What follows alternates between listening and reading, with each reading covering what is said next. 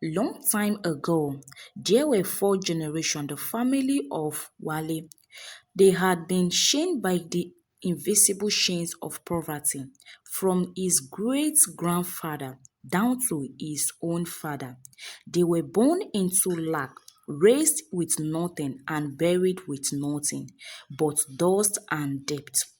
In Wale's childhood, hunger was not a feeling, it was a lifestyle. But that sentence alone couldn't explain the darkness they lived in. Poverty for them wasn't just about empty plates, it was a shocking presence in every breath they took, every choice they didn't have.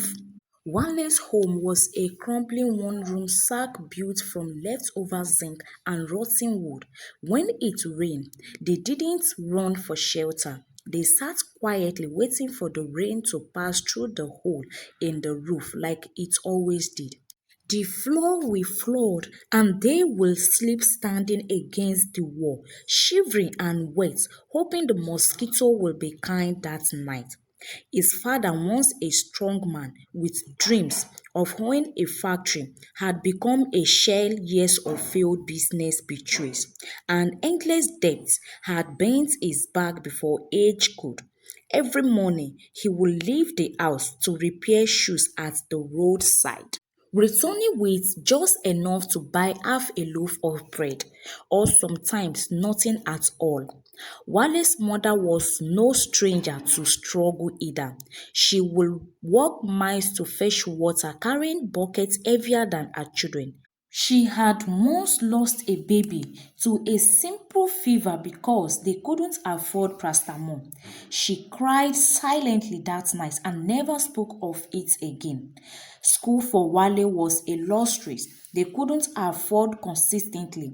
When he did attend, he was the boy with the tear shirt and slippers held together by wires.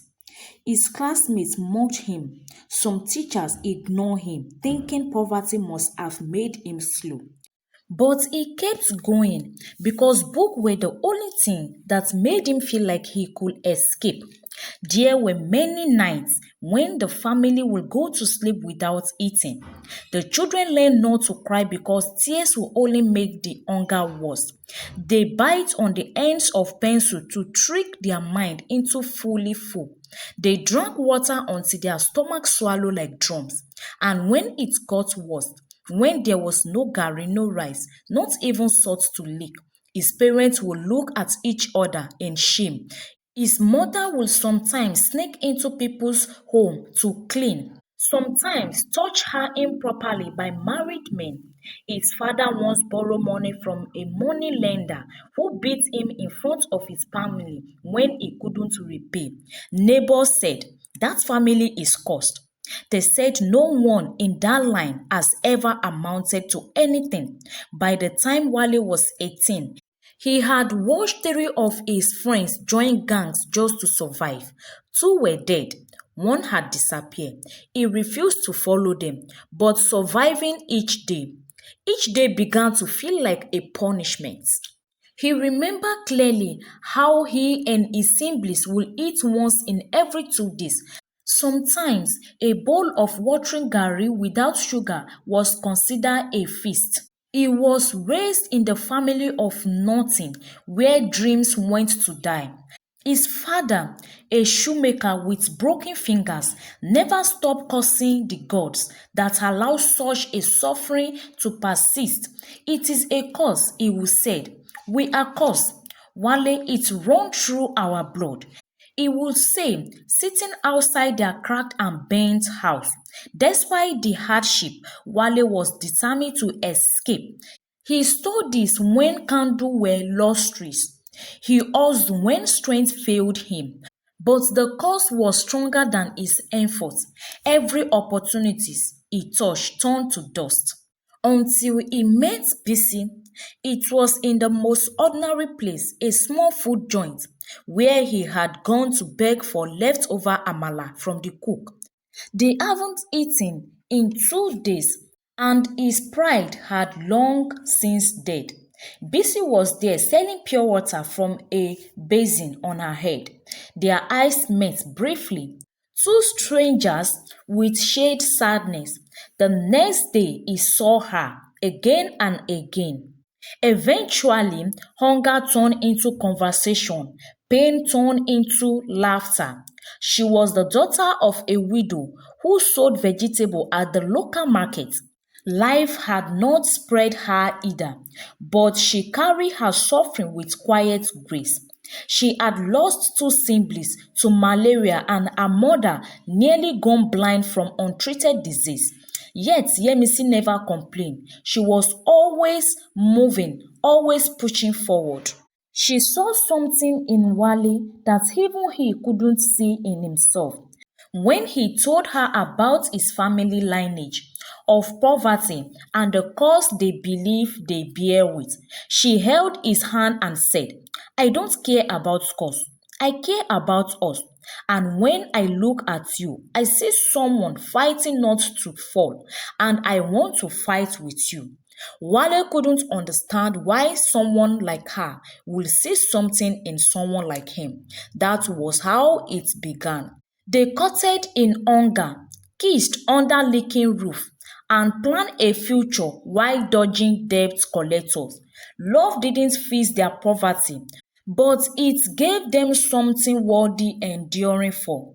They got married in a small borrowed compound with no cake, no rings, just love. They began their journey together, desperate to break the curse. After they got married, things got harder. Everywhere they turned, someone promised a breakthrough. Wale old neighbor introduced them to a powerful man of God who said they were under everlasting bondage. He charged 500,000 for a prophetic oil that smelled like old kerosene. When they couldn't pay, he asked them to sow something painful. Bisi gave up her mother-only gold earring. However, nothing changed. They moved from there to Prophet in a small town who claimed he had raised 7 people from the dead. He made them fast for 14 days straight, no food, no water after 6 p.m., and instructed them to buy white doves for sacrifice. They borrowed money to buy the bells. After so-called the deliverance, the prophet disappeared. His number stopped going through. From pastor, they moved to herbalist. An elder woman in Ibadan promised to remove the spiritual curse in their lineage, but only after bathing in the river at midnight for 7 nights. Bisi caught a fever from the dirty water. Wale began to cough blood. Still, they didn't stop. They traveled to Ekiti for a man who claimed he had access to the 7 spirits of wealth. He made them sleep in the bush for 3 days and chant incantations in language they didn't understand. He made Bisi shave her head. They were told the spirits would visit them in their dream. However, all that visits were mosquito and cold. They spent their little saving on candles, eggs, goats, perfume, soap, and sacrifice. Baked water, strange leaves, and promises that never came true. Each time a new person failed them, they would cry together, hold each other, and promise to try again.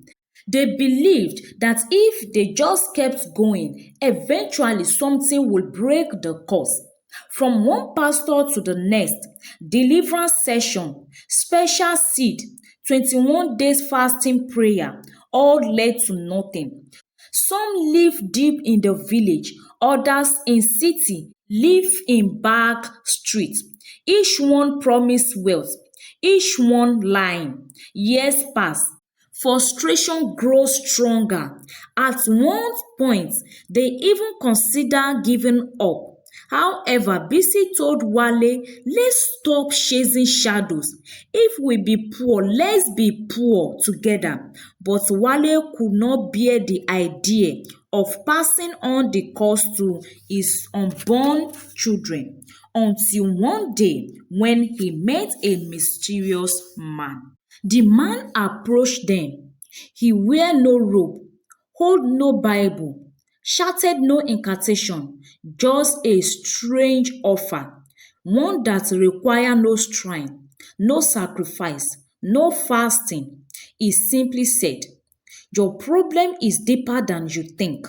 If you want to break it, but it come with a cost. What cost? Wale asked. Your wife must sacrifice her body, not to die, but to cleanse the family line.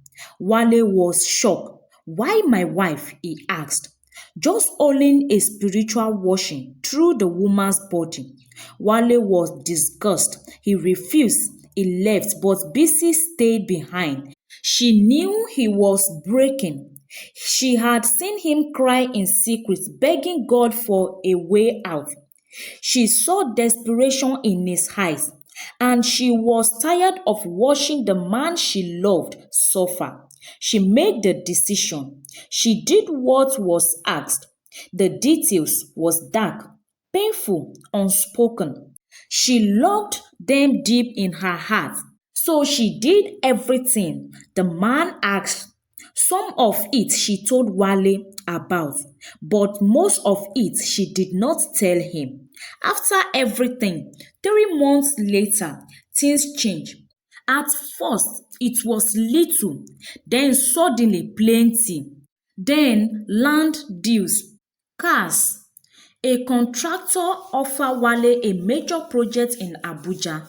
In less than 2 months, they moved from a leaking room to a mansion with 10 rooms with 10 television and imported rugs. Wale was finally the man he had always wanted to be. However, as the wealth grew, so did the emptiness. Years passed and there was no children. Went from doctor to doctors but found nothing wrong. And every time they try, it failed. Bisi would wake up crying, praying, and hoping because that was the only secret she never tell him. Then came the whispered. At first, they laughed it off. Let's enjoy the wet first, they said. One day, he visited his parents at the village. His parents sat him down and started manipulating him.